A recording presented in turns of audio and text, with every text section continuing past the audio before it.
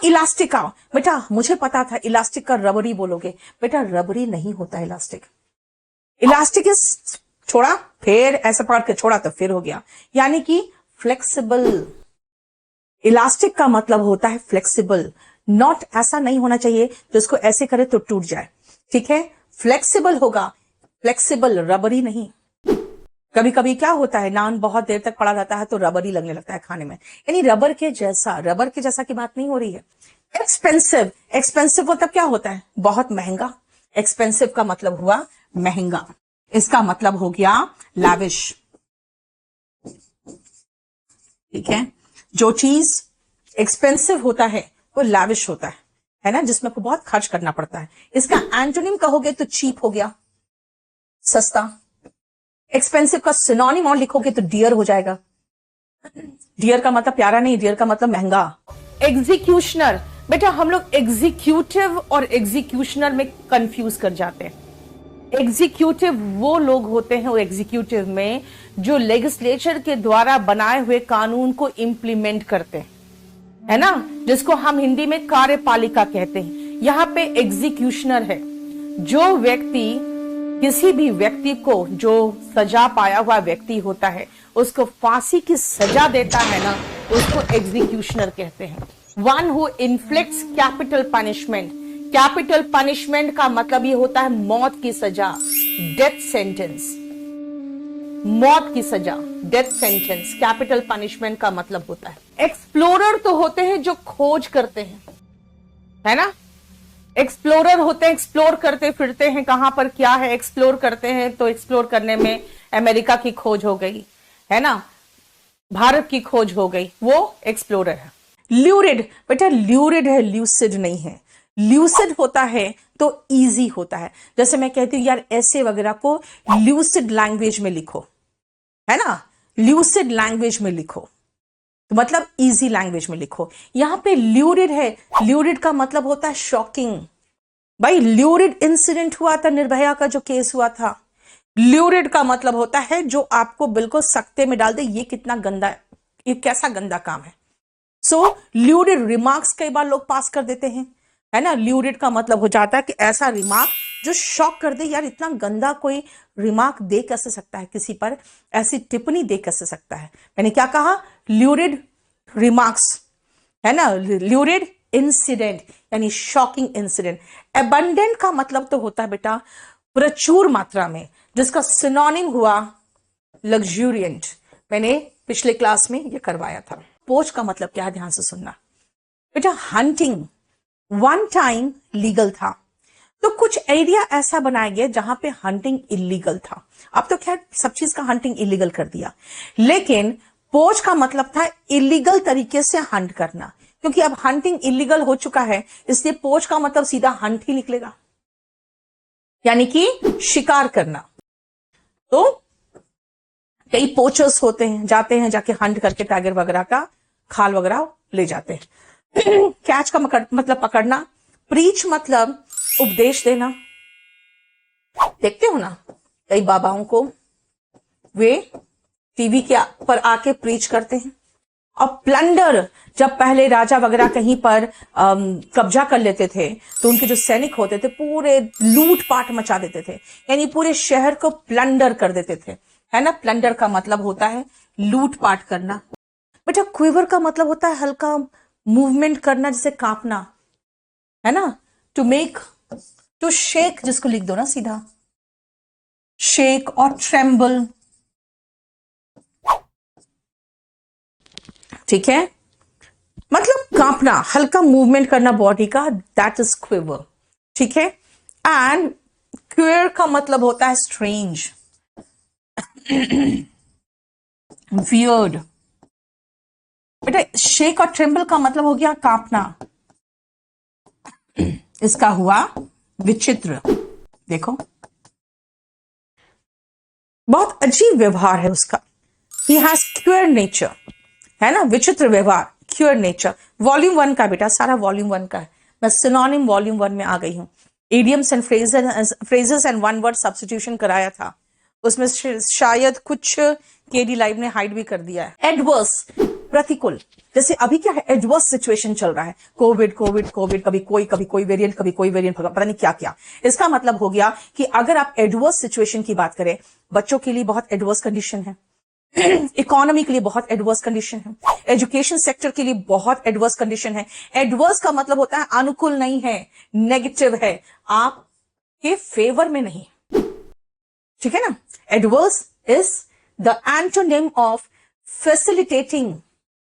अगर मान लो कि आप कोई काम शुरू करना चाहते हैं, सरकार ने क्या किया, आपके लिए प्रॉपर इंतजाम कर दिया, ठीक है, टैक्स कम कर दिया, जमीन प्रोवाइड कर रहा है ताकि आप वहां आओ और एम्प्लॉयमेंट हो लोगों का, तो टैक्स वगैरह कम करके, जमीन वगैरह प्रोवाइड करके सरकार क्या करती है, उस कंपनी को वहां लगने के लिए फैसिलिटेट करती है। ऐसे याद रखो ना यार, फैसिलिटी प्रोवाइड करती है ताकि आपका वर्किंग वहां पे आसान हो सके। इनफ्यूरिएट, बेटा यहां पे आप एक वर्ड देखोगे, फ्यूरी। फ्यूरी का मतलब होता है गुस्सा। यहां पर एक और वर्ड देखोगे, रेज। रेज का मतलब ही होता है गुस्सा। तो गुस्सा दिलाना इज इनफ्यूरिएट। इनफ्यूरिएट और एनरेज दोनों का मतलब होता है गुस्सा दिलाना। Okay, what is the meaning of disgrace? Disgrace का मतलब बदनामी है ना। अगर कोई व्यक्ति अपने परिवार के लिए बदनामी है तो एक इडियम आता है उसके लिए, जरा बताओ तो कौन सा इडियम है? थ्रेटन का मतलब होता है धमकाना। इसका एक सिनोनिम लिखना जो कई बार एग्जाम में आया हुआ है, इंटिमिडेट। बेटा इंटिमिडेट कहा है, इंटीमेट नहीं कहा है। इंटीमेट का मतलब तो बहुत घनिष्ठ हो जाता है, इंटिमिडेट, ठीक है। जो अपने परिवार के लिए डिसग्रेस होता है ना, उसको हम लोग ब्लैक शीप के, अपने परिवार के लिए, अपने दल के लिए, अपने समाज के लिए एक काला धब्बा को हम कहते हैं ब्लैक शीप। प्रोडिगल का मतलब होता है वेस्टफुल, जो बर्बाद करता है। अगर आप प्रोडिगल हो, इसका मतलब है कि बाप की कमाई को उड़ा रहे हो, ठीक है। प्रोडिगल का मतलब होता है वेस्टफुल, बर्बाद करने वाला। प्रोडिगल मतलब वेस्टफुल, प्रोडिगल का मतलब वेस्टफुल। याद रखना, प्रोडिजियस, एनॉर्मस एंड ह्यूज, ये तीनों सिनोनिम है।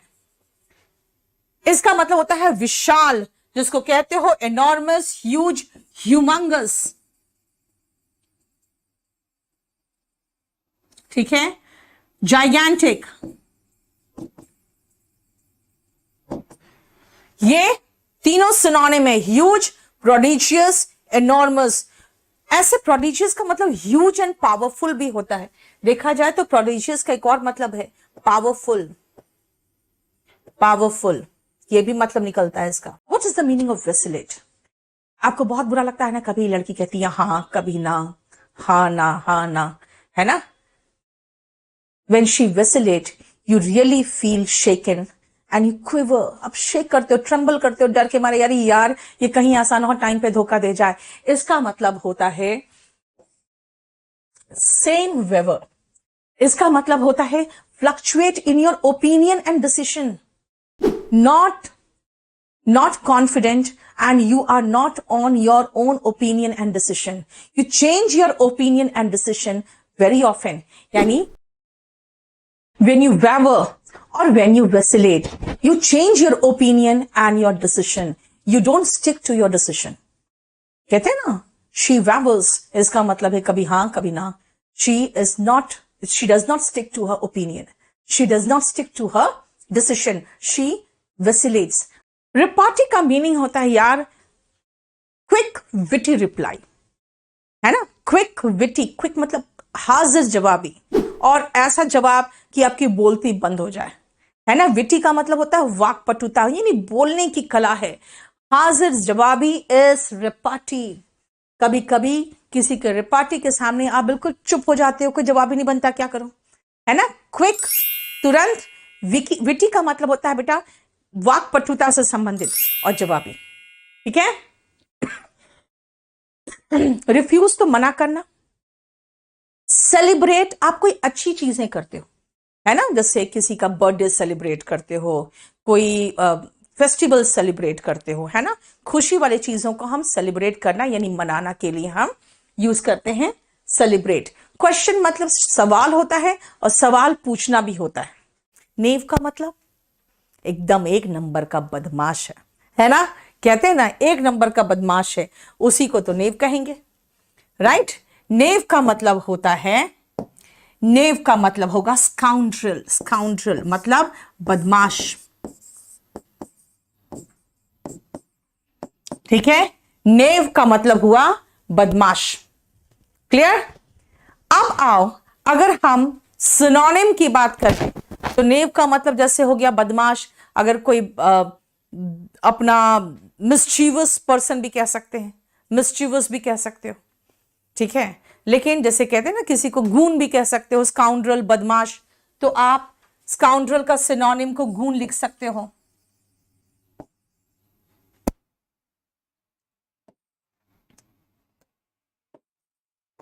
ठीक है, clear. Route is the synonym of defeat. ऐसे राउट का मतलब होता है बुरी तरह से हराना, है ना। राउट का मतलब होता है बुरी तरह से हराना, इसलिए राउट डिफीट। आप चाहो तो इसका सिनोनिम भी लिख सकते हो यहां पे, बीट।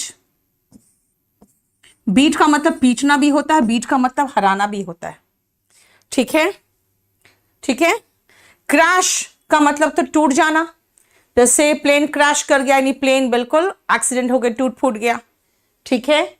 एंड लॉस का मतलब घाटा या हानि, घाटा। DESSERT ये होता है स्वीट डिश, जो खाने के बाद आप मीठा खाते हो ना, वो होता है डिजर्ट। यहां पे अबंडेंट, अबंडेंट का होता है बेटा DESERT, त्याग देना या छोड़ देना, है ना, त्याग देना। एक एस वाला जो है वो अबंडेंट है।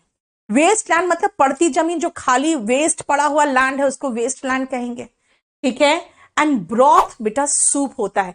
पहले जमाने में ये चाइनीज सूप नहीं मिलते थे, तो क्या होता था, सब्जी को या चिकन को उबाल के उसका जूस निकाला जाता था और उसमें नमक मिर्च वगैरह डाल दिया जाता था, जिसको कहते थे शोरबा, ठीक है। शोरबा सूप से अलग था, ये चाइनीज सूप जब से आया तब तक शोरबा का खत्म ही हो गया मामला, तो लिख सकते हैं ब्रॉथ का सिनोनिम सूप। जुडिशियस, जुडिशियस का मतलब होता है समझदार, यानी कि समझदार, यानी वाइज, ठीक है। सेंसिबल, प्रूडेंट, क्या है ये, समझदार। सेगेशियस सिनोनिम लिख दे, कहां पर लिखूं अब मैं, सेगेशियस समझदार। बायस्ड होता है बेटा पक्षपातपूर्ण, बायस्ड जो होते हैं ना वो किसी का पक्ष लेते हैं, इसका बहुत अच्छा ईडियम है, जानते हो, जॉन्डिस्ड आई, यानी कि आप पक्षपातपूर्ण तरीके से किसी को देख रहे हो, ठीक है। पार्शियल यानी कि आप किसी के पक्ष में काम करते हो, आप पार्शियल हो, पार्शियल। देखो सन्ड्री, बेटा सन्ड्री का मतलब यहां पर वेरियस और सेवरल दोनों हो सकता था, लेकिन सन्ड्री इज वेरियस, बहुत विभिन्न प्रकार के सन्ड्री, है ना, सन्ड्री इज वेरियस, ठीक है, सन्ड्री इज वेरियस।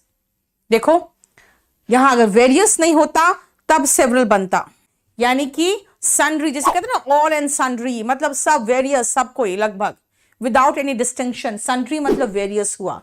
काउंटलेस मतलब जिनकी गिनती नहीं कर सकते हो। सर्टेन का मतलब निश्चित, है ना, और सेवरल मतलब कई, सेवरल अलग हुआ। वेरियस मतलब होता है विभिन्न बेटा, वेरियस मतलब विभिन्न, वेरियस का मतलब विभिन्न हुआ, ठीक है। कोर्स मैंने बताया था आपको, कोर्स का मतलब खुरदरा, रफ। अब ग्रेन उसमें हल्का हल्का दाना सा निकला हुआ दिखेगा, यानी एकदम स्मूथ नहीं होगा, लेकिन ग्रेन मतलब नहीं है, है ना। स्मूथ का एंटोनिम कोर्स है, जिसका मतलब रफ होता है। रफ यानी कि ये फाइन, प्लेन, स्मूथ का एंटोनिम है रफ एंड कोर्स। स्मूथ का, प्लेन का, फाइन, फाइन मतलब होता है महीन, इसका एंटोनिम है, ध्यान रखना। एकेडमिक का मतलब तो होता है एकेडमी संबंधित, यानी कि पढ़ाई संबंधित। एकेडमिक सेशन कहते हैं ना यानी पढ़ाई संबंधित होता है, एकेडमिक। अगर कभी आप सोचे हुए हो, सोच रहे हो, कुछ सोच रहे हो ऐसे बैठ के, मैं कहूंगी why are you in pensive mood, क्या सोच रहे हो, इतने सोच रहे हो, कहां है ध्यान, कहां है तुम्हारा? तो कहोगे थॉटफुल, इसका मीनिंग। पेंसिव का मतलब होता है थॉटफुल, इसका मतलब है विचार मग्न, जिसको कहोगे।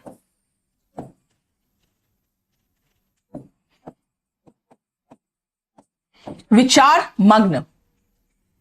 पेनिटेंट जो होता है ना बेटा, जब आप किसी कोई गलत काम कर दिए हो और आपको फील हो रहा है कि मैंने गलत तो कर दिया है ना, अब एक ग्लानि की जो भावना होती है ना, वो पेनिटेंट होता है। इसका मतलब feeling of sorrow for what you have done, इसका मतलब रिग्रेटफुल, ग्लानि की भावना।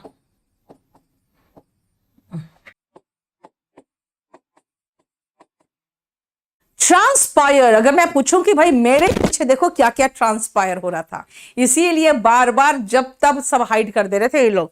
ट्रांसपायर का मतलब होता है टू हैपन, ठीक है। ट्रांसपायर का मतलब, मैंने क्या कहा, देखो मेरे पीछे क्या ट्रांसपायर हो रहा था, देख रहे हो। ट्रांसपायर का मतलब होता है टू हैपन, और कॉन्स्पायर का मतलब होता है षड्यंत्र करना, ध्यान रखना। कम्युनिकेट तो होता है संवाद करना, ठीक है। कम्युनिकेट का मतलब होता है, यार याद रखना, एक वर्ड है कम्युनिकेटेड से रिलेटेड, हाल में आया हुआ था एग्जाम में, इंटरलोक्यूशन। क्या ट्रांसपायर, मेरे पीछे क्या ट्रांसपायर हुआ है, यानी कि इन लोगों ने क्या किया है, क्या हुआ है, हैपन। इसका मतलब ट्रांसपायर का मतलब होता है हैपन। प्रोस्पेक्टिव, अरे प्रोस्पेक्टिव का मतलब तो पता ही होगा आपको। कई बार कहते हैं ना, मीट माई प्रोस्पेक्टिव वाइफ, नहीं बोलते हो आप लोग ना, आप लोग को इंग्लिश ही नहीं आती तो क्या बोलोगे। प्रोस्पेक्टिव का मतलब होता है जो हो सकती है, संभावना है कि आपकी पत्नी बनेगी, वो आपकी क्या है, प्रोस्पेक्टिव वाइफ है। सो प्रोस्पेक्टिव का मतलब होता है पॉसिबल, हो सकती है ना। प्रोस्पेक्टिव का मतलब है जो हो सकती है। सो प्रोस्पेक्टिव का मतलब होता है जो पॉसिबल है कि आपकी वाइफ बन सकती है, वो आपकी प्रोस्पेक्टिव वाइफ है, ठीक है। नेक्स्ट आओ फिजिट। फिजिट ध्यान से देखो क्या है। मैं स्टेज पे आ गई, अब मुझे कॉन्फिडेंस नहीं आ रहा है, तो मैं ऐसे से करूंगी, देखो मेरा मूवमेंट देखो जरा, मैं कभी ऐसे से करूंगी, है ना। फिर अगर मुझे आप कहोगे हैव योर सीट, अब मुझे तो घबराहट हो रही है, टेंशन हो रही है, तो मैं ऐसे से करूंगी, फिर पैर मेरा हिलेगा, है ना। ऐसे कई बार देखते हो आपकी माँ या आपके फादर कहते हैं पैर मत हिलाओ, है ना, मनहुसियत होती है, पैर मत हिलाओ। बेटा पैर मत हिलाओ क्यों बोलते हो, क्योंकि ये पैर हिलाना या हाथ ऐसे से करते रहना या ऐसे से करते रहना, ये बताता है कि आप टेंशन में, आप पर कॉन्फिडेंस नहीं आ रहा, आप विश्वास लैक कर रहे हो। यानी आप में अगर नर्वसनेस होता है, आप में विश्वास की कमी होती है, तब आप फिजिट करते हो। इसीलिए जब आप ऐसे से हिलोगे ना या पैर हिलाओगे, तो मैं कहूंगी डोंट फिजिट। इसका मतलब क्या, ये जो शॉर्ट मूवमेंट है आपके बॉडी का, हाथ पैर का, वो मत करो। So what is that, fidget, ये वर्ब है। देखो फिडुशियरी, जैसे आप किसी कंपनी में काम कर रहे हो, मान लो आप मेरी कंपनी में काम कर रहे हो, मैंने आपको निकाल के सारा डेटा दिया कि देखो ये मेरे स्टूडेंट्स का डेटा है इस बैच का, आपके फिडुशियरी ड्यूटी है, अब वो सारा डेटा संभाल के रखोगे, कहीं इधर उधर नहीं करोगे। मतलब भाई उसमें लड़कियों का भी नंबर है, अगर आपने उन लड़कियों का नंबर आउट कर दिया तो उनके पास अनवांटेड कॉल्स जाने लगेंगे ना। तो आपका फिडुशियरी ड्यूटी है कि आप ये सारा डेटा संभाल के रखोगे। व्हाट इज फिडुशियरी, मैंने विश्वास में आपको जो दिया है वो एडजेक्टिव का फॉर्म कहा, और आपको जो आपका ड्यूटी है वो किसी विश्वास के अंतर्गत है, तो मैंने क्या कहा, फिडुशियरी ड्यूटी। अब आपकी ड्यूटी क्या है कि जो डेटा मैंने दिया है विश्वास करके, आप उसको सीक्रेट रखोगे, आप उसको कॉन्फिडेंशियल रखोगे, है ना। कॉन्फिडेंशियल, अभी एक और वर्ड आएगा, कॉन्फिडेंशियल रखोगे। कॉन्फिडेंशियल में भी फिड आ रहा है, देखो, क्योंकि आपको विश्वास करके जो दिया है आप उसको सीक्रेट रखोगे। मेडन स्पीच, फर्स्ट स्पीच बहुत आसान है।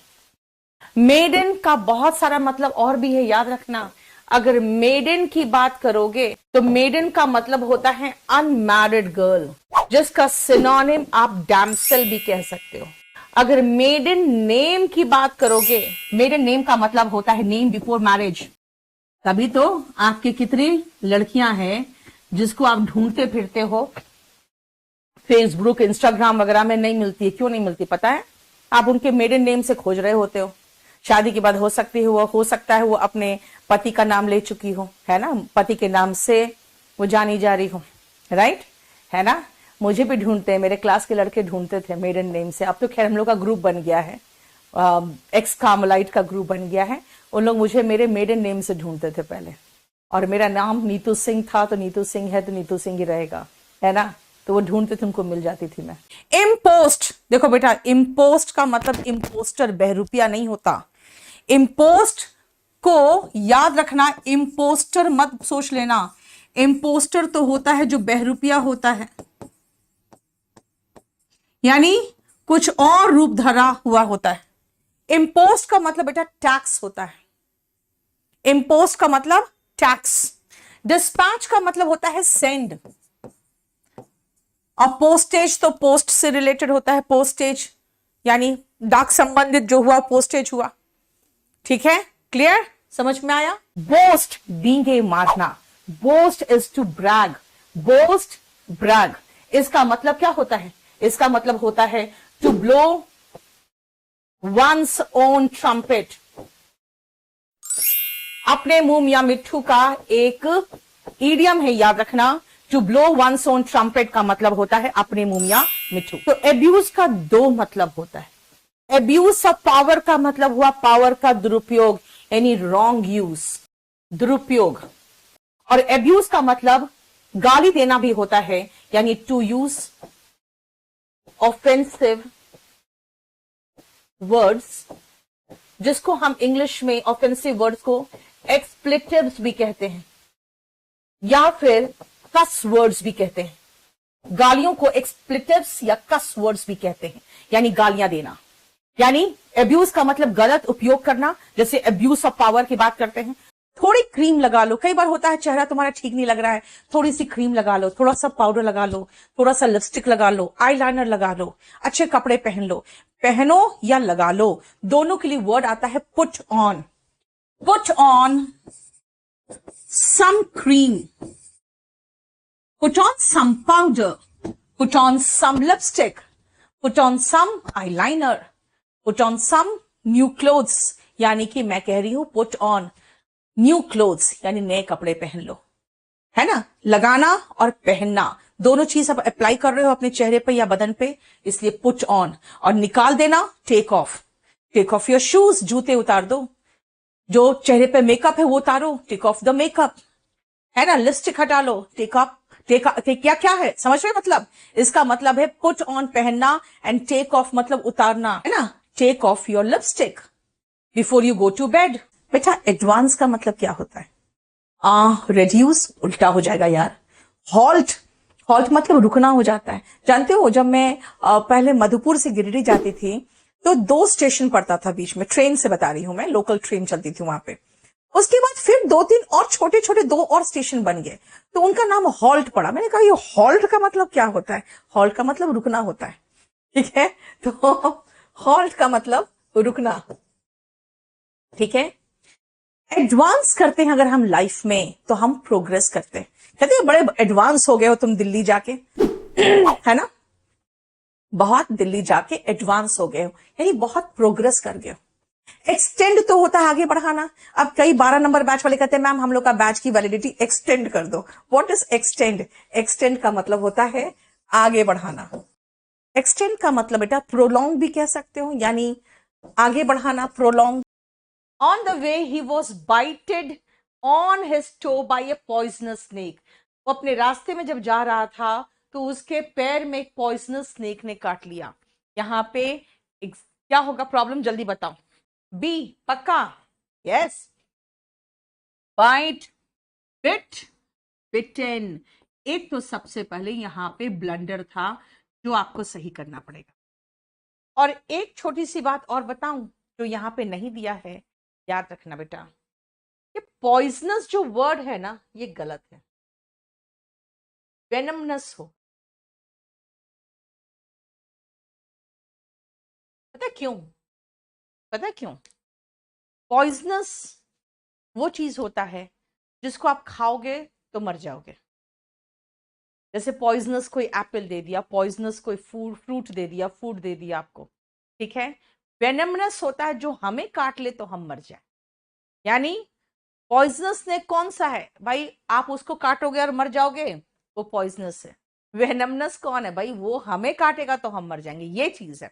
इसलिए याद रखना पॉइजनस की जगह पे वेनमनस होना चाहिए था। खैर इतना चलता है, he was beaten, bite, bit, beaten, ठीक है, क्लियर। फैमिलियर, बेटा फैमिलियर फेस होता है किसी का, इसको कहीं देखा है, इसका मतलब वेल नोन, जिसको आप जानते हो। फैमिलियर फेस, जितने भी बॉलीवुड स्टार्स हैं उनके फेस क्या हो जाते हैं, फैमिलियर हो जाते हैं, यानी कि आप उसे जानते हो।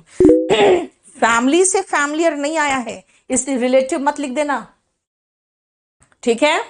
The meaning of impetus, what is the meaning of impetus, याद रखना जब आप बात करते हो इम्पिटस की, तो वो होता है ड्राइविंग फोर्स, जो आपको कोई चीज करने का बाध्य करता है ना, that is called the impetus. बताओ समझ में आ रहा है इम्पिटस का मीनिंग, बोलो।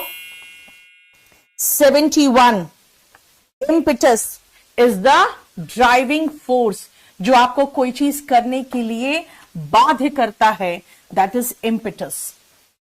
बेटा एक्सेलरेट तो होता है रफ्तार बढ़ाना, है ना, लेकिन इसमें इम्पिटस का मतलब होता है ड्राइविंग फोर्स, जो आपको कोई चीज करने के लिए एक ड्राइव करता है, बाध्य करता है आपके। अरे यार फिर से साउंड प्रॉब्लम है। Impetus is the driving force. Emulate, emulate का मतलब होता है बराबर करना, फॉलो करना। Emulate is follow, to follow. जब आप किसी चीज को एम्युलेट करने की कोशिश करते हो, जैसे आप कहोगे मैम हम आपको एम्युलेट करना चाहते हैं, मतलब आपकी तरह ही काम करना चाहते हैं। Emulate means to follow. जब आप किसी को फॉलो करते हो तो कहते हो ma'am I want to emulate you. अगर आप अपने फादर को कहोगे कि आप जिस तरह से अच्छे काम कर रहे हैं, I want to emulate you. So emulate means to follow, ठीक है। एसेस का मतलब तो आकलन करना होता है ना, असेसमेंट होता है ना, आपके हर साल में के बाद देखना आपका असेसमेंट होता है, उसके बाद आपका इंक्रीमेंट होता है या आपका प्रमोशन होता है, राइट। समझ में आया। Emulate, yes, very good. Follow means to copy भी तो होता है बेटा, टू कॉपी, ठीक है। प्रीडोमिनेंटली में हमें डोमिनेंट वर्ड एक दिख रहा है, डोमिनेंट वर्ड दिख रहा है। जो डोमिनेंट करता है ना वो ज्यादा उभरा हुआ दिखता है ना, वो ज्यादा अच्छे से सटीक, मेनली वही दिखता है, मोस्टली वही चीज दिखेगा जो डोमिनेट करेगा, यानी डोमिनेंट रहेगा, वो सबसे ऊपर आपको दिखेगा अलग से, यानी कि प्रीडोमिनेंटली, प्री मतलब पहले, पहले वही डोमिनेट करेगा, यानी पहले वही दिखेगा, यानी कुछ ज्यादा ही अलग सा वो दिखेगा, यानी मोस्टली, मेनली वही दिखेगा। लेकिन डोमिनेंट के चक्कर में ना हम एम्फेटिकली भी समझ लेते हैं कि भाई सिनोनिम में नहीं बेटा, प्रीडोमिनेंटली का मतलब होता है मोस्टली, ठीक है ना। अगर मैं कहूंगी अभी जैसे कि प्रीडोमिनेंटली कुछ वायरस है जो इन्हीं क्षेत्र में पाए जा रहे हैं, तो यानी कि मोस्टली उसी क्षेत्र में। एम्फेटिकली का मतलब होता है इन अ फोर्सफुल मैनर, इन अ फोर्सफुल मैनर, ठीक है, जोर देकर, एम्फसाइज करके, एम्फेटिकली। इम्पेडिमेंट, इम्पेडिमेंट का मतलब होता है, यार देखो अभी पढ़ाई लिखाई में बहुत इम्पेडिमेंट्स आ रहे हैं आप लोग को, यानी बहुत सारे अवरोधक, बाधाएं आ रही है। दिस इज ऑब्स्ट्रक्शन, बाधा इज ऑब्स्ट्रक्शन, ठीक है। एलमेंट बेटा बीमारी होता है, एलमेंट इज इलनेस। और इनकैपेबल, अगर कोई शारीरिक रूप से इनकैपेबल हो, है ना, तो मैं कह सकती हूं उनको बहुत ज्यादा इंपेडिमेंट्स फेस करना पड़ता है लाइफ में। इनकैपेबल का मतलब अक्षम, यानी क्षमता नहीं होना, अक्षम, not capable. Incapable is not capable, not able, ठीक है। देखो यहां पे कोई प्रॉब्लम है तो, अगर कोई प्रॉब्लम नहीं है तो जल्दी से फटाफट स्क्रीनशॉट लो।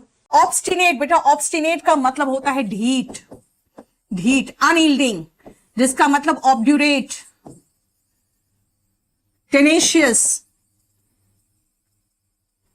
ये ढीठ लोग होते हैं, ऑब्ड्यूरेट, टेनेशियस, है ना। और जो बहुत लचीला होते हैं, बात मान जाते हैं, उनको हम लोग कहते हैं प्लायबल। ठीक है, ओबीडियंट, जो बात मान जाते हैं, एंटोनिम ओबीडियंट होते हैं। क्लियर, समझ में आया? Tenacious and stubborn. Yes, stubborn तो बहुत ही आसान वर्ड है। स्टबर्न, ढीठ लोगों को स्टबर्न कहा जाता है। ठीक है, अनरीजनेबल होता है जो सही नहीं है। अगर मैं कहूं कि भाई इसका दाम 5,000 है, कहोगे यार इतना अनरीजनेबल दाम, मतलब विदाउट एनी रीजन, जिसके पीछे कोई तर्क नहीं दे सको, वो menial. What is the meaning of menial? Last आप ही बता दो मुझे। यस, वेरी गुड, मैं बस यही कह रही थी कि आप मुझे आंसर बताओ। लास्ट 70 करा रही हूं, आंसर बता दो। मीनियल का मतलब लोली।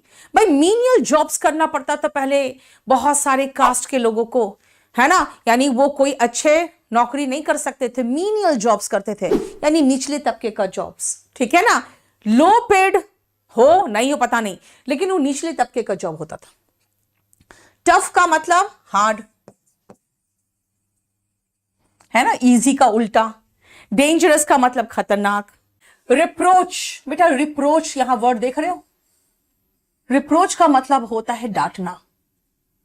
रिप्रोच का मतलब होगा डांटना। रिप्रोच का मतलब होता है बेटा डांटना, है ना।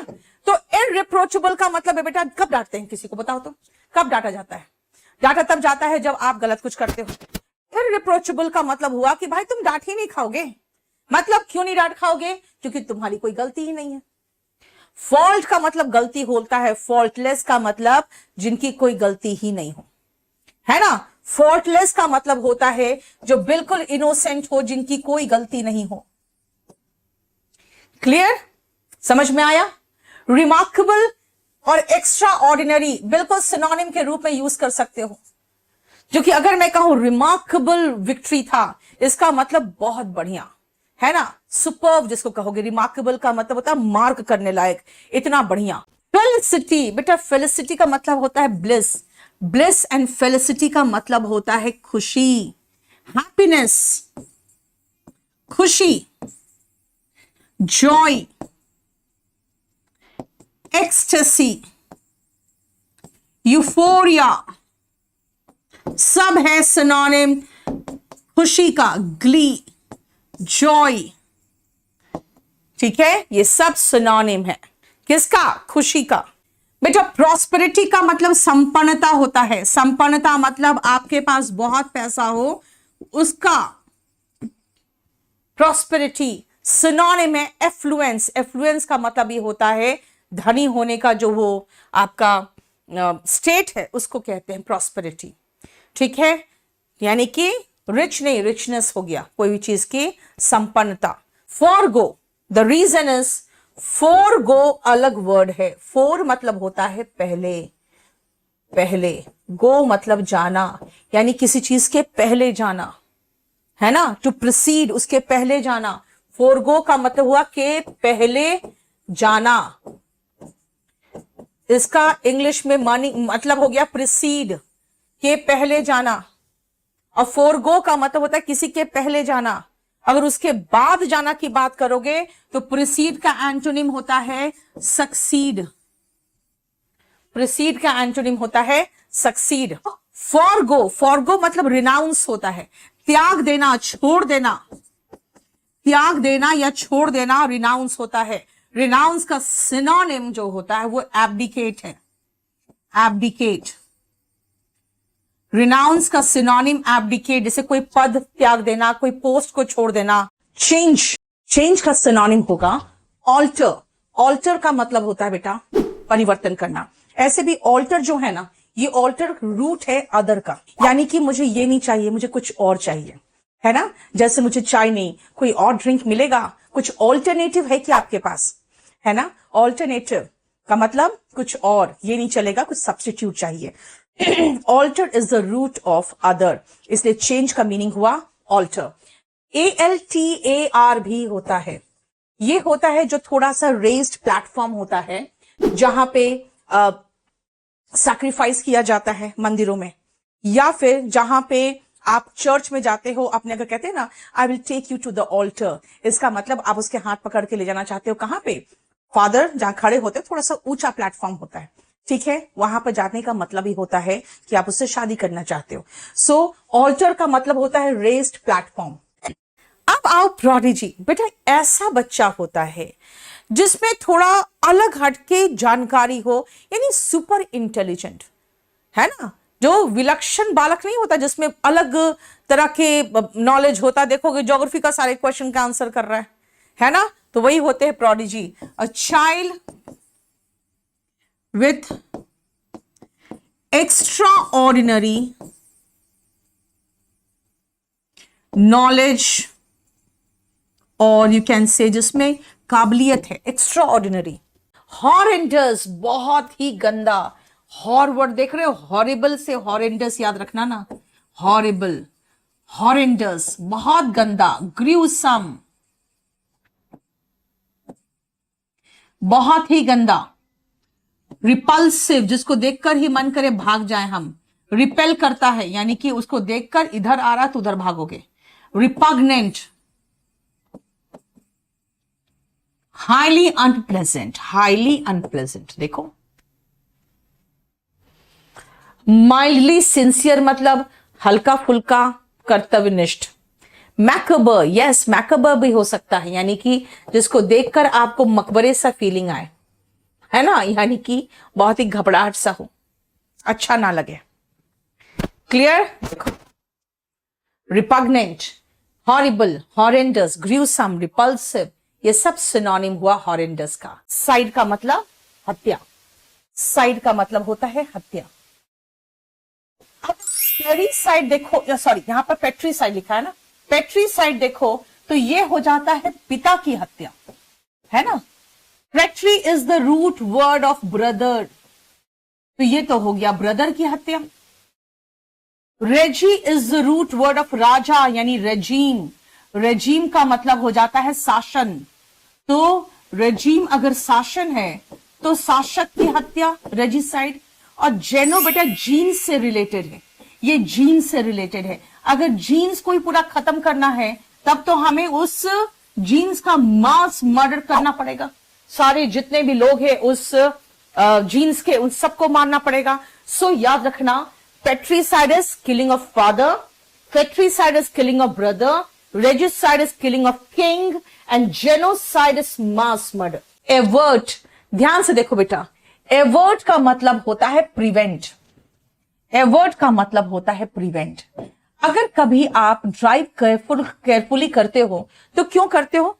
आप चाहते हो कि आप किसी भी तरह के एक्सीडेंट को एवर्ट करना चाहते हो, एक्सीडेंट को प्रिवेंट करना चाहते हो, है ना, एक्सीडेंट को अवॉइड करना चाहते हो, यानी किसी चीज को हम से बचते हैं ना तो हम एवर्ट करते हैं, हम अवॉइड करते हैं, हम प्रिवेंट करते हैं। एक्सक्यूज मी, मुझे प्लीज माफ करिए, तो एक्सक्यूज का मतलब माफ करना भी होता है और एक्सक्यूज का मतलब बहाने भी होते हैं, है ना। तो अगर मैं कहूं एक्सक्यूज मी, यानी मुझे एटलीस्ट आप जगह दीजिए, जाने का रास्ता दीजिए, या एक्सक्यूज का मतलब बहाने भी होता है, बहाना जो बनाते हो आप, है ना, यानी कि जो फॉल्स एक्सक्यूजेस जब कहते हैं, बेकार के बहाने, लेम एक्सक्यूजेस। लाउजी, लाउजी टॉक मत करो, बैठ के कोई गंदी बातें कर रहे होते हो तो क्या कहते हैं, भाई लाउजी टॉक मत करो, गंदी बातें मुझे पसंद नहीं, I don't like lousy talks. इसका मतलब ऑफुल, गंदा, है ना, गंदा का इंग्लिश है ऑफुल, गंदा। जो गंदा होता है वो स्मेल से गंदा हो तो स्टिंकिंग, स्टिंकिंग का मतलब तो बेटा बदबूदार होता है, जिसका एक सिनोनिम है मैल और ओडर से बना हुआ वर्ड मैलडरस, है ना, बदबूदार। और अनबेरेबल का मतलब जो आप बेयर नहीं कर पा रहे हो, यानी कि आप बर्दाश्त नहीं कर पा रहे हो, यानी अनबेरेबल का मतलब जो बर्दाश्त ना किया जा सके, जो बर्दाश्त ना हो। देखो एक्सेंचुएट, बेटा आप जब देखते हो कि कुछ हीरोइनों को अपने आईज को बहुत अच्छे से एकदम बाहर से लाइनर, अंदर से काजल और फिर मस्करा एंड ऑल, वो क्या करती है, बिल्कुल एक एक चीजों को शार्पन करती है ना। कुछ लोग मुझे कहते हैं आप आईलाइनर क्यों नहीं लगाते, मेरे हाथ ही हिल जाते हैं आईलाइनर में। यार ये सब प्रैक्टिस से होता है, कहाँ, मेरा तो टाइम ही नहीं मेरे पास, है ना। बहुत अच्छे से नोट्स बनाने का होगी तो मैं बहुत सुंदर से बना दूंगी, लेकिन आंख में तो मेरा उंगली ही हिल जाता है। They want everyone to accentuate their features, है ना। कोई कोई देखते हो ना, यहाँ पे अपने चीक बोन्स को एसेंशुएट करते हैं, मतलब वो शार्पन करते हैं ताकि वो अलग सा दिखे, यानी कि शार्पन। एसेंशुएट को मैंने आपको समझाया बेटा, ऐसे कभी कभी आप कुछ बातें बोल के ना आप उसको याद रख सकते हो कि मैं अपने आईज को एसेंशुएट कैसे करूं, यानी लाइनर लगाऊं, मस्करा लगाऊं। चीक बोन्स को एसेंशुएट यानी हाईलाइट करूं। हाईलाइट मतलब शार्प करना ताकि वो अलग से दिखे। पॉसिटी कोई चीज की अगर पॉजिटिव होती है तो उसका डियर्थ होता है, यानी उसकी कमी होती है, कमी होती है। उसकी स्केर्सिटी होती है, स्केर्सिटी होती है, यानी शॉर्टफॉल होता है। शॉर्टफॉल यानी कि वो शॉर्ट है, यानी कि भरपूर मात्रा में नहीं है, उसकी कमी है। और डाउनफॉल तो पतन होता है, पतन। पब्लिसिटी होता है प्रचार, एडवर्टीजमेंट।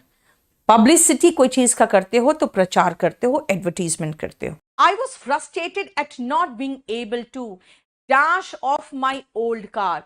मैं अपने ओल्ड कार को डैश नहीं कर पा रहा था, इसलिए मैं बिल्कुल फ्रस्ट्रेटेड हो रहा था। बताओ कौन सा होगा जल्दी। डिस्पोज होगा, क्योंकि डिस्पोज के साथ प्रेपोजिशन ऑफ लगता है, इसीलिए। डिस्पोज ऑफ का मतलब उससे छुटकारा पाना, get rid of. Dispose of मतलब बेच के या किसी को दे के निकल लेना। डिवॉइड होता है वंचित होना। Depots is like like in court this word is use, है ना। जब कभी अपना स्टेटमेंट देते हैं वहां पे तो डिपोज करते हैं। एंड डील का मतलब निपटना भी होता है, डील का मतलब व्यापार करना भी होता है। तो डिपेंड्स उसके बाद प्रेपोजिशन पे। यहां पे डिस्पोज होगा, इसका मतलब है कि बेच के, टू सेल ऑफ। लेकिन डिस्पोज के साथ बेटा याद रखना OFF नहीं आता, ऑफ आता है। डिस्पोज टू सेल ऑफ, या you can say to give away, to give up, to give मतलब दे के भी।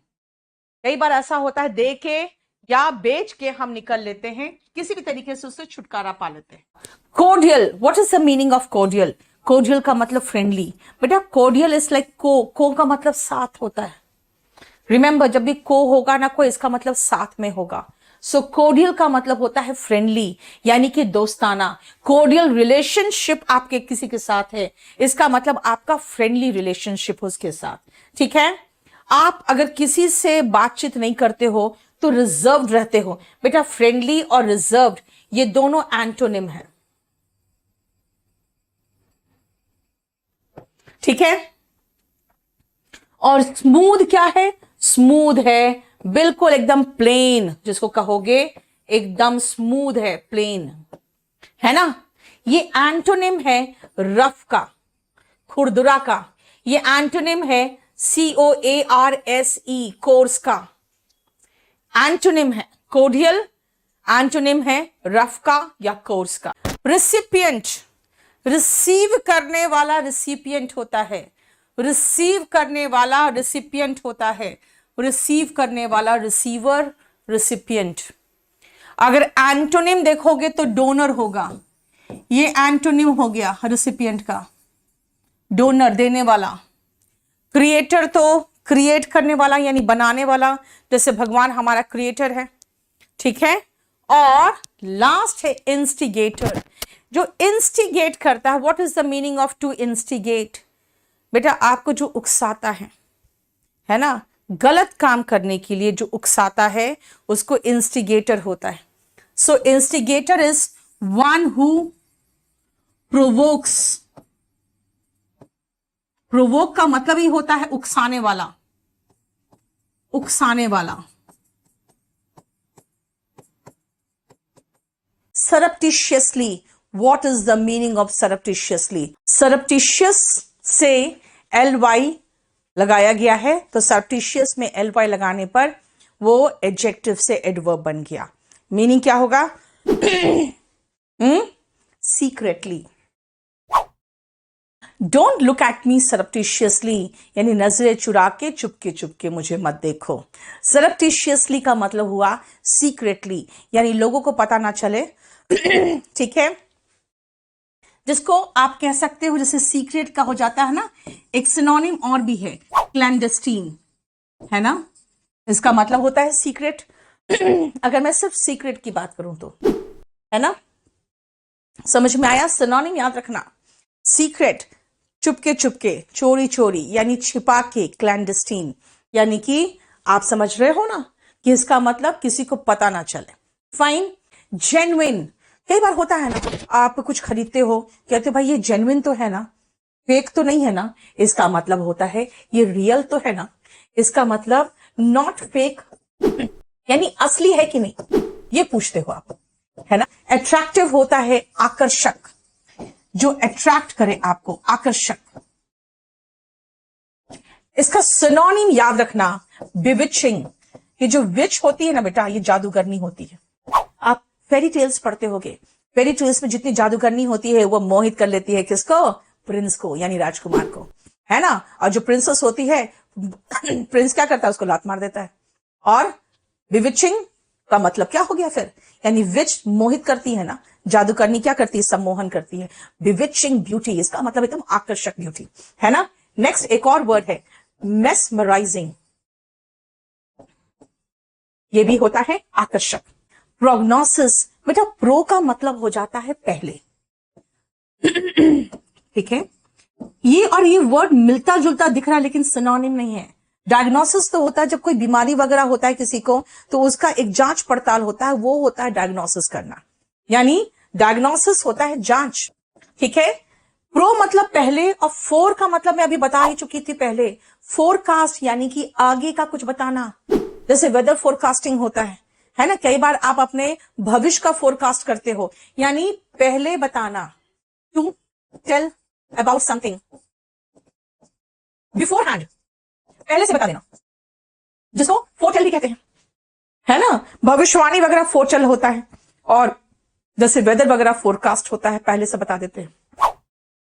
प्रीफेस तो बुक का कोई आगे का जो पन्ना होता है प्रीफेस होता है ना, जब आप एक पेज लिखते हो कि इस बुक में क्या क्या है, वो उसका प्रीफेस होता है। लैमेंट का मतलब क्या होगा? सिनोनिम पूछा है। यस, टू फील सोरो, sad after doing something. Lament का मीनिंग डी, पक्का, वेरी गुड। मोन, यानी मातम मनाना भाई, मातम मनाना, कोई चीज का अफसोस करना। डिस्ट्रेस तो होता है दुखी, लेकिन दुखी लैमेंट का सिनोनिम में नहीं है। टॉर्मेंट और एफ्लिक्ट दोनों का मतलब होता है किसी को तकलीफ पहुंचाना। ऐसे आप टॉर्मेंट का अलग से लिख लो,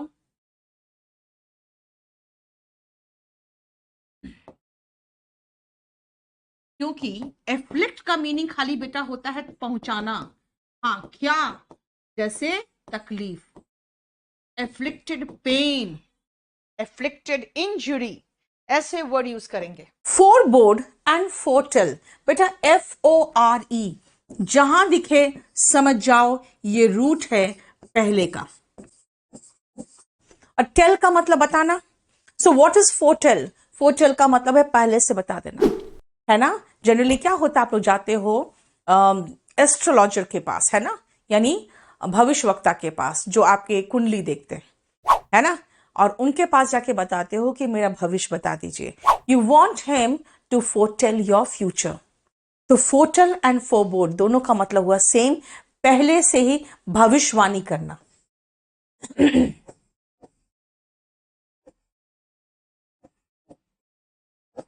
ठीक है।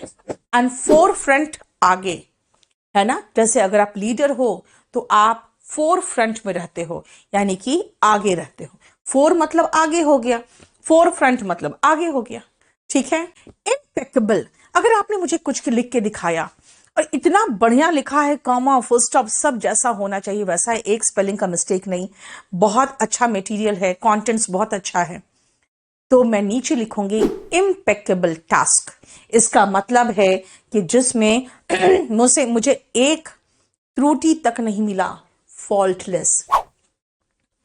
ठीक है, फॉल्टलेस। अगर मैं परफेक्ट कहूं तो परफेक्ट भी चलता, लेकिन परफेक्ट और फॉल्टलेस में थोड़ा सा डिफरेंस। मैंने कहा कि कहीं पर एक गलती नहीं है, इसका मतलब उसमें कोई फॉल्ट नहीं है, फॉल्टलेस होता है। ठीक है, इम्पेकेबल का अगर इम्पेकेबल का फॉल्टलेस सिनोनिम में नहीं होता तब मैं परफेक्ट मार्क कर सकती थी।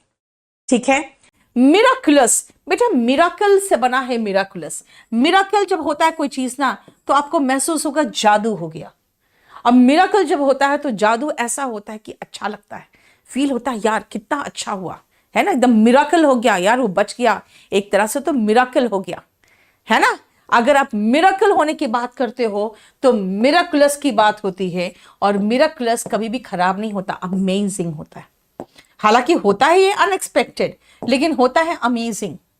मिस्टीरियस का तो मतलब मिस्ट्री है उसमें, इसमें कोई कुछ ऐसा राज छुपा हुआ है ना। सो मिस्टीरियस है जिसमें राज है,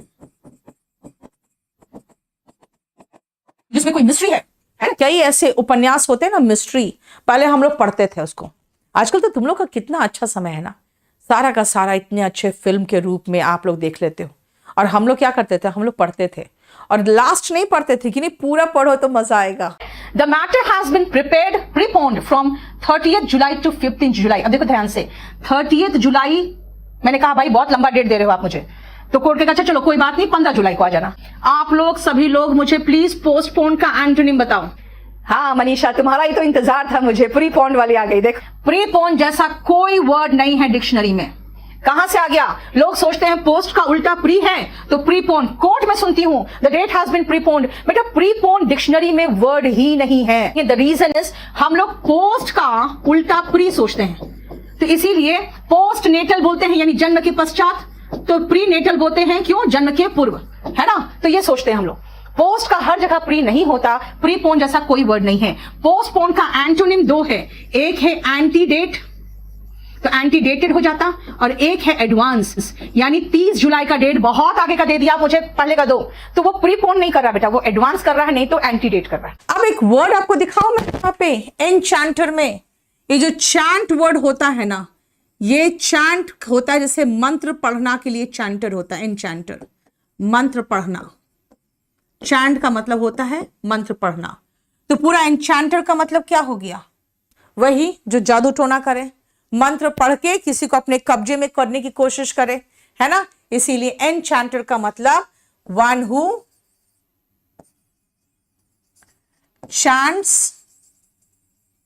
या स्पेल्स, या कह सकते हो चैंट वर्ड का चैंटर में चैंट वर्ड है, कह सकते हैं कास्ट स्पेल्स ऑन अदर्स, है ना, जिसको आप कह सकते हो जादूगर, अपने कब्जे में करने वाला। एनचैंटर का मतलब होता है अपने कब्जे में, अपने वश में करने वाला एनचैंटर। फ्रंटियर, फ्रंटियर का मतलब होता है बाउंड्री। नॉर्दर्न फ्रंटियर पे आपका हिमालयास है, यानी कि नॉर्दर्न बाउंड्री में आपका, आप देखोगे क्या हिमालय है, यानी कि जो आपका सीमा है उसको कहते हैं फ्रंटियर। एज जो है, एज का मतलब तो किनारा होता है। और लैंडमार्क पता क्या होता है, जैसे कोई पूछता है कि भाई मैम आपका घर कहाँ है, अब जैसे कई बार फोन आता है कुरियर सर्विस से कि घर कहाँ है, तो बताते हैं अपना एड्रेस बताते हैं, नहीं कुछ लैंडमार्क बताइए। अब मैं उसे क्या बोलूं कि भाई लैंडमार्क तो मैं खुद ही हूं, लेकिन फिर उनको बताती हूँ कि भाई एनडीपीएल का ऑफिस है। लैंडमार्क का मतलब कोई एक known place which helps you recognise a place, जिससे आपको पता चल जाए कि अच्छा वो चीज वहां है। और कॉर्नर का मतलब तो किनारा हो गया। सो एज एंड कॉर्नर ये दोनों तो सिनोनिम है। जुबान पर लगाम दो, लगाम लगाना का इंग्लिश होता है बेटा ब्रिडल। घोड़े का जो लगाम होता है उसको भी ब्रिडल या REIN कहते हैं, और लगाम लगाने को भी ब्रिडल या रेन कहते हैं। REIN का प्रोनाउंसिएशन रेन होता है। ब्रिडल योर जुबान का इंग्लिश टंग, स्पेलिंग याद करना, छोटे छोटे स्पेलिंग्स है। स्पोकन की जो किताब है, अगर आप चाहो तो kdpublication.com से ले लो। लास्ट के 100 जो पेजेस है सिर्फ और सिर्फ स्पोकन वोकैबुलरी है, जो बहुत मेहनत से लिखा है मैंने। स्पोकन वोकैबुलरी का कोई डिक्शनरी नहीं था, मैंने 100 पेजेस के स्पोकन 95 पेजेस है स्पोकन डिक्शनरी लिखा है उसमें मैंने, ठीक है। और स्पेलिंग, छोटे छोटे स्पेलिंग्स आपको आने चाहिए। जुबान पे लगाम दो, ब्रिडल योर टंग। अगले स्टेशन पर उतर जाना, मैंने आपको कहा था भारी वाहन जो होते हैं जैसे बस हो गया, ट्रेन हो गया, प्लेन हो गया, उसमें चढ़ने का इंग्लिश था बोर्ड, याद है, और उतरने का इंग्लिश था क्या, डिबोर्ड।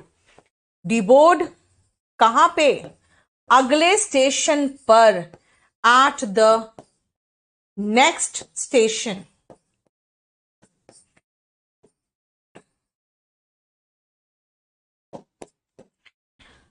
डिबोर्ड at the next station. Extreme poverty, बहुत अधिक गरीबी, made the poor woman wonder how long she could keep the wolf from the door. बहुत अधिक गरीबी के कारण उस गरीब महिला ने सोचा कि भाई मैं कितने दिन तक वुल्फ फ्रॉम द डोर रख पाऊंगी। बताओ क्या होगा, जल्दी जल्दी बताओ।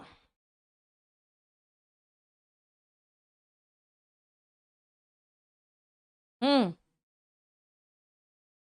ए पक्का, चलो देखते हैं। अवॉइड स्टार्वेशन, बिल्कुल सही है, यानी कितने दिनों तक मैं भूखमरी से बच पाऊंगी, है ना। स्टार्वेशन का मतलब होता है भूखमरी, कितने दिनों तक मैं भूखमरी से बच पाऊंगी, ठीक है। Very good. It is convey to all the residents by now that they are required to apply for parking stickers. अब तक सारे रेसिडेंट्स को कन्वे, पता नहीं क्या है, पहले तो टेंस अकॉर्डिंग सोचो। They are required to apply for parking stickers, parking stickers की जरूरत होगी, उनके लिए आपको अप्लाई करना पड़ेगा। चलो बताओ, डी पक्का, बी की डी। चलो सुनो ध्यान से, कहा गया है कि सभी रेसिडेंट्स को यह कन्वे किया जा चुका है, अभी तक। बाय नाउ का मतलब है अभी तक किया जा चुका है, यानी प्रेजेंट परफेक्ट का पैसिव वॉइस होगा। It has been conveyed to all the residents, सबको यह सूचना दे दी गई है, अभी तक तो दी जा चुकी है, यानी कि खत्म है बेटा, खत्म मामला है ना। इट विल बी कन्वेड नहीं, फ्यूचर की बात नहीं है, it is conveyed. Regular basis पे रोज रोज नहीं कन्वे किया जाएगा, इस सब चीज को कन्वे किया जा चुका है, दैट इज प्रेजेंट परफेक्ट, हो चुका है काम, और वो भी पैसिव वॉइस है। देखो आंसर डी है। नेक्स्ट आओ वर्ड रिप्यूडिएट। रिप्यूडिएट का मतलब क्या होगा, जल्दी बताओ, यहां पे सिनोनिम पूछा है। Renounce, very good. रिप्यूडिएट का मतलब होता है रिनाउंस, जिसका मतलब होता है त्याग देना, एब्डिकेट। सैंक्शन का दो मीनिंग होता है, एक तो होता है जैसे गवर्नमेंट आपको कोई चीज सैंक्शन करती है, यानी ऑफिशियल परमिशन देना, official to give official permission. लेकिन जब कोई देश किसी दूसरे देश पर, जैसे अमेरिका, सैंक्शन लगाती है ना, तो वो ऑफिशियली लिमिट कर देती है। इसीलिए जितने लोग भी अपना टेस्ट करते हैं अपने हथियारों को, तो क्या करता है अमेरिका, उस पर सैंक्शन लगा देता है, ठीक है। इसका मतलब सैंक्शन का एक और होता है to limit the supply of. Select the correct active form. अब बताओ 19 का एक्टिव फॉर्म कैसे करोगे, जल्दी। डी पक्का। You will either be taken prisoner or shot by the enemy. Will either be taken. You will be taken, यानी कि ये खुद ही पैसिव वॉइस है, एक्टिव चाहिए। तो will be प्लस वर्ब का base form will plus verb का base form का होता है। will प्लस वर्ब का बेस फॉर्म कहाँ, टेक्स थोड़ी होगा, वुड नहीं होता, विल टेक ये हुआ। देखो will be taken, will take का होगा ना, will be taken will take का होगा, यानी आंसर डी होगा। The owner of the house was dash at the watchman for letting in a stranger. Owner जो हाउस का था वो डैश था वॉचमैन से, क्योंकि उसने एक अजनबी को अंदर आने दे दिया था। क्या होगा बताओ? Indignant. Okay, indignant, very good. क्यों? क्योंकि वो बिल्कुल गुस्सा था यार, उसे गुस्सा आ रहा था। एंग्री। इनडिफरेंट तो होता है मतलब नहीं रखने वाला रवैया, नॉट इंटरेस्टेड। इनडिफरेंट होता है, that means when you are not interested, है ना, इनडिफरेंट, जिसको आप कहोगे एपैथेटिक। इम्पेशेंट, बेसब्र होता है, जिसमें सब्र नहीं हो। एंड इंडल्जेंट होता है लिप्त किसी चीज में, है ना, किसी चीज में लिप्त हो, वो इंडल्जेंट होता है। इंडल्जेंट जैसे कोई बहुत ज्यादा ड्रिंक्स वगैरह करता हो, या चॉकलेट ही बहुत खाता हो, या पैसा ही बहुत खर्च करता हो। क्या हमेशा यही लागू होगा कि प्रेजेंट में शुरुआत हो, पास्ट से शुरुआत हो तो आगे पास्ट ही चलेगा? क्या यही नियम हमेशा लागू होता है? जरा देखे तो। गैलीलियो प्रूव्ड, इसने साबित किया, दैट द अर्थ, भाई अभी भी रिवॉल्व करता है सन के अराउंड। रिवॉल्व मत लगा देना। सेंटेंस की शुरुआत पास्ट से हो तो आगे पास्ट ही चलेगा, लेकिन अगर वो प्रेजेंट का रूटीन है, भाई प्रेजेंट का रूटीन है, तो प्रेजेंट इंडेफिनिट टेंस होगा ना, रिवॉल्व्स होगा। प्रेजेंट का रूटीन है तो प्रेजेंट इंडेफिनिट टेंस होगा, रिवॉल्व्स होगा। जरा देखो इस बेचारे को क्या हुआ। ये मिस्टर बीन है, जानते हो ना, बहुत फेमस है ये, है ना। ये बिना कुछ बोले बहुत कुछ बोल देता है। देखो जब आपके फिजिकल होता है ना, जब फिजिकल टेस्ट होता है उस समय अब ऐसे ही, है ना, बिल्कुल बेहोश हो जाते हो। इसको कहते हैं पास आउट कर जाना, टू फेंट, बेहोश हो जाना। भाई इतनी गर्मी थी, आई जस्ट पास्ड आउट, है ना। He passed out due to heat, गर्मी की वजह से वो बेहोश हो गया। He passed out due to heat. Clear? समझ में आया? क्वेश्चन पूछ रहे हो बेटा, मैंने क्या कहा था? सिंपल पास्ट में is am are was verb, helping verb subject के पहले आता है, लेकिन सिंपल पास्ट में इज एम आर का पास्ट टेंस क्या है? Was verb. वो मेन वर्ब भी है, लेकिन वो वर्ब सब्जेक्ट के पहले आएगा। Madhuri did not reply, Madhuri ने रिप्लाई नहीं किया। व्हेन आई आस्क्ड हर, जब मैंने पूछा, व्हाई वॉज शी, WH बीच में आता है ना, तो उसके बाद हेल्पिंग वर्ब सब्जेक्ट के पहले नहीं आता, हेल्पिंग वर्ब सब्जेक्ट के बाद आता है।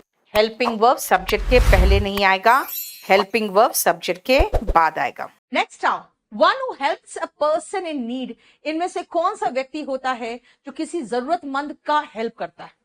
जल्दी बताओ। सेमेरिटन, बिल्कुल, बहुत सही। सेमेरिटन का मतलब होता है कोई अच्छा व्यक्ति। गुड सेमेरिटन सुने होंगे जनरली, लेकिन सेमेरिटन अलग भी चलता है। सेमेरिटन का मतलब होता है जो दूसरों की सहायता करता है। वेटरन जो होते हैं बेटा, ये हाईली एक्सपीरियंस्ड होते हैं, बहुत अनुभवी होते हैं, और इन लोगों को आप पास्ट मास्टर ही कह सकते हो, है ना, highly experienced past master. Collaborator, collaborate करने वाला, यानी कि जो साथ में साझा काम करे वो कोलैबोरेट करता है, कोलैबोरेटर हो गया। यानी कोलैबोरेट का मतलब क्या है? साथ में आना, तो कोलैबोरेटर हो गया one who joins hand for business etcetera. Samaritan हो गया अच्छा व्यक्ति। एंड मर्सिनरी होते हैं जो सिर्फ पैसे के लिए काम करेगा, one who works only for money. सिर्फ पैसे के लिए काम करने वाले व्यक्ति को मर्सिनरी कहते हैं। The world's agricultural land are in pressure to raising more and more crops.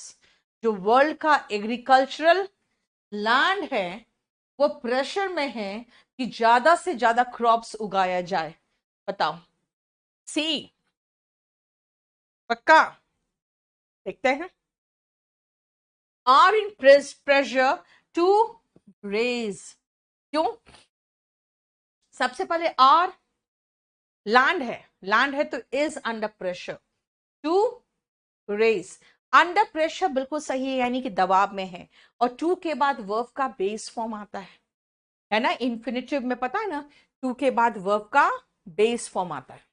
The ambitious project to impart free books to all students ended in smoke.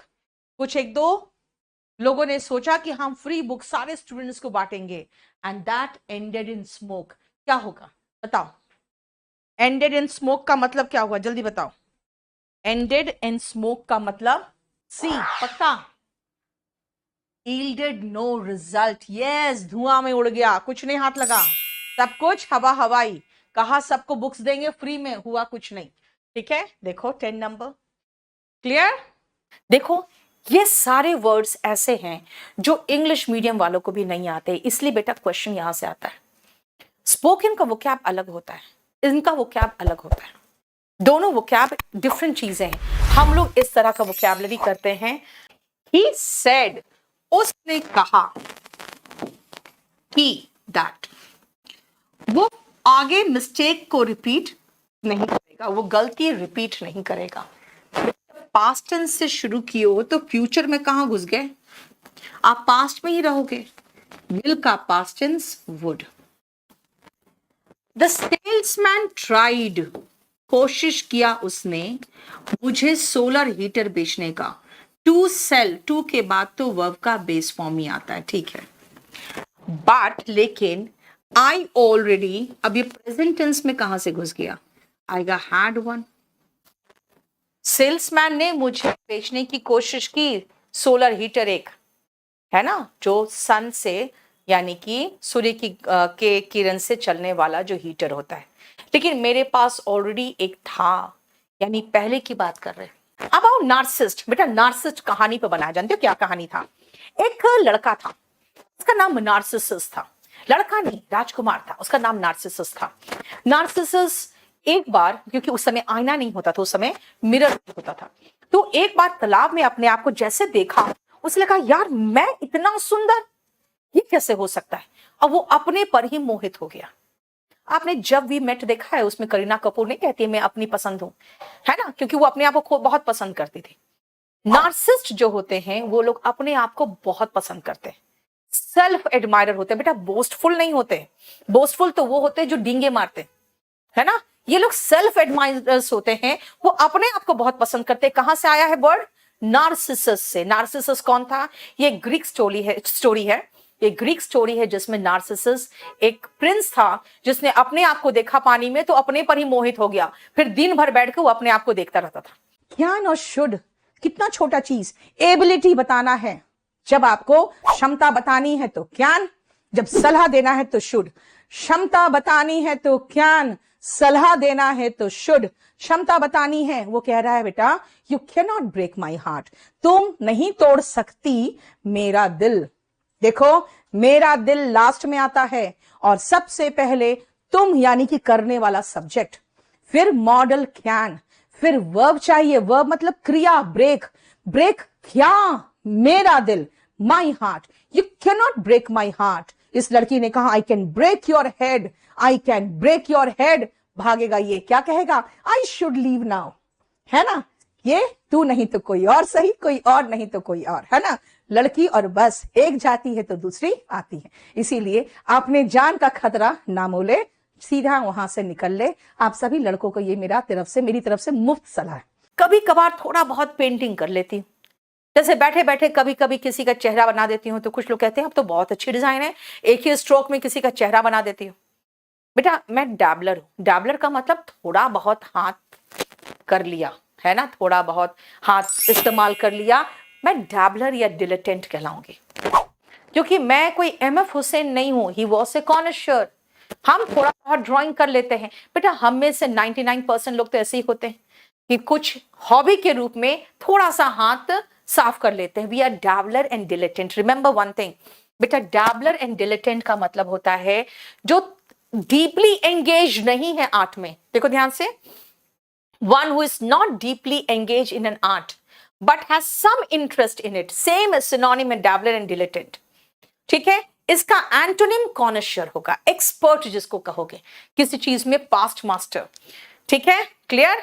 Supriya asked Kiran that where had her mother gone when the results of the contest were being declared। Supriya ने किरण से पूछा कि उसकी माँ कहाँ गई थी जब रिजल्ट, जो कॉन्टेस्ट हुआ था उसका रिजल्ट डिक्लेयर किया जा रहा था तब। अब बताओ आंसर इसका ए है और दैट नहीं होगा। उसका रीजन क्या है? कि सबसे पहले जब आप क्वेश्चन पूछ रहे हो ये वर्ड देख रहे हो आस्क्ड। अगर आप क्वेश्चन पूछ रहे हो तो क्वेश्चन जब पूछना है तब ऐसे समय पे आप कभी भी दैट का प्रयोग नहीं करते हो। जब आप नरेशन पढ़ोगे तो पढ़ोगे इंट्रोगेटिव सेंटेंसेस में हम दैट का प्रयोग नहीं करते हैं, खासकर WH फैमिली में तो बिल्कुल नहीं होता है। और हर मदर हैड गॉन होगा, भाई क्वेश्चन थोड़ी पूछा जा रहा है, क्या होगा? हर मदर हैड गॉन होगा। आंसर इज ए, क्योंकि जब क्वेश्चन नहीं पूछा जा रहा है, क्योंकि वो नरेशन का है, नरेशन में कभी इन्वर्जन नहीं आता। आप कौन श्योर बेटा, कौन श्योर का एक तो स्पेलिंग कई बार आया है, इसमें डबल एन और डबल एस जरूर याद रखना। कभी एक एस लगा देगा, कभी एक एन लगा देगा। कौन श्योर में EUR भी होता है। कौन श्योर का मतलब पता है क्या होता है? कला का पारखी। किसी भी तरह का कोई कला हो, अगर कोई उसमें बता देगा कि देखो इसमें ये आर्ट है, ये आर्ट है, मुझे तो कुछ आर्ट समझ में नहीं आता, मुझे ऐसा पेंटिंग को उल्टा करके लगा दोगे तो भी मुझे लगेगा ठीक है। कई लोग कहते हैं भाई ये बहुत महंगी पेंटिंग है, फिर हमको ऑफर भी कहते हैं मैम आर्ट गैलरी में आइए, आपको हम पेंटिंग दिखाएंगे, और कोई बुक हो तो हम देख भी ले कि भैया बुक में क्या जान है कि नहीं है, चलेगा कि नहीं चलेगा। अब हमें आर्ट गैलरी बुलाता तो मुझे समझ में तो आता नहीं है। अब उसके बाद जो वो एक्सप्लेन करते हैं वो लोग कि हाँ इसमें क्या क्या बारीकी है, तो बेटा उतनी बारीकी तो मुझे दिखता ही नहीं है ना। और जब इतनी बारीकी मुझे दिखेगी नहीं तो मैं उसका दाम क्या लगाऊंगी। तो मुझे लगता है कि आई एम नॉट ए कॉनशर, मैं कोई कला की पारखी नहीं हूं। I am not an expert in any art. Next आओ वर्ड रिप्यूडिएट। रिप्यूडिएट का मतलब क्या होगा, जल्दी बताओ। यहाँ पे सिनोनिम पूछा है, रिनाउंस। Very good. रिप्यूडिएट का मतलब होता है रिनाउंस, जिसका मतलब होता है त्याग देना, एब्डिकेट। सैंक्शन का दो मीनिंग होता है। एक तो होता है जैसे गवर्नमेंट आपको कोई चीज सैंक्शन करती है, यानी ऑफिशियल परमिशन देना, official to give official permission. लेकिन जब कोई देश किसी दूसरे देश पर, जैसे अमेरिका, सैंक्शन लगाती है ना, तो वो ऑफिशियली लिमिट कर देती है। इसीलिए जितने लोग भी अपना टेस्ट करते हैं अपने हथियारों को, तो क्या करता है अमेरिका, उस पर सैंक्शन लगा देता है। ठीक है, इसका मतलब सैंक्शन का एक और होता है to limit the supply of. बेटा एसोटेरिक का मतलब क्या होता है, ध्यान से सुनना। डिफिकल्ट टू अंडरस्टैंड, क्योंकि वो कुछ क्लास, पर्टिकुलर क्लास के लिए बना हुआ है। जैसे कुछ मूवीज होते हैं ऐसे एसोटेरिक, क्योंकि वो स्पेशल नॉलेज वाले लोगों के लिए बना होता है, सबके समझ के बाहर है। जैसे इसका सिनोनिम क्या है, एब्स्ट्रूज, इनकॉम्प्रिहेंसिबल। इसका एंटोनिम होगा इजी, ल्यूसिड, अंडरस्टैंडेबल। इसका एंटोनिम की बात कर रही हूं मैं, जो आसानी से समझ में आए। देखो, इजी, ल्यूसिड, ल्यूसिड मतलब होता है easy to understand, and understandable इसका मतलब होता है हम आसानी से समझ सकते हैं। और एसोटेरिक का मतलब होता है डिफिकल्ट, एब्स्ट्रूज का मतलब ही होता है बेटा डिफिकल्ट, और इनकॉम्प्रिहेंसिबल का मतलब डिफिकल्ट, इसका मतलब difficult to understand. Sole right to make and sell some invention. कोई भी नया चीज बनाता है कोई भी कंपनी, तो सबसे पहले उसका क्या लेता है ताकि कोई उसकी चोरी ना कर सके? बताओ। कॉपीराइट ना बेटा, पेटेंट है। क्योंकि कंपनीज, जैसे आप मान लो वैक्सीन बनाया स्पुतनिक, रशिया ने, सबसे पहले क्या करेगा, उसका पेटेंट लेगा। क्यों? क्योंकि अगर इंडिया भी चाहेगा बनाना तो कहेगा ठीक है बना लो, ये लो फॉर्मूला, लेकिन इसके बदले में पैसे हमें दो, क्योंकि ये हमने क्या किया है, इन्वेंट किया है। तो पेटेंट होता है। ठीक है। कॉपीराइट बेटा किसी भी फिल्म का होता है, किसी बुक का होता है। ठीक है ना, ये कॉपीराइट होगा। अगर कहोगे कि मैम सोल राइट है, तो सोल राइट आपको जो मिलेगा ना of copyright, sole right of book, film etcetera, ठीक है, उसका कॉपीराइट होता है। हेयरलूम होता है बेटा विरासत, क्योंकि आप देखो ना यहाँ पे HEIR वर्ड है, जिसका मतलब ही होता है जो उसके वंशज होते हैं, है ना। HEIR का मतलब ही होता है वंशज। सोलोइस्ट हुआ एक ऐसा musician who gives solo performance,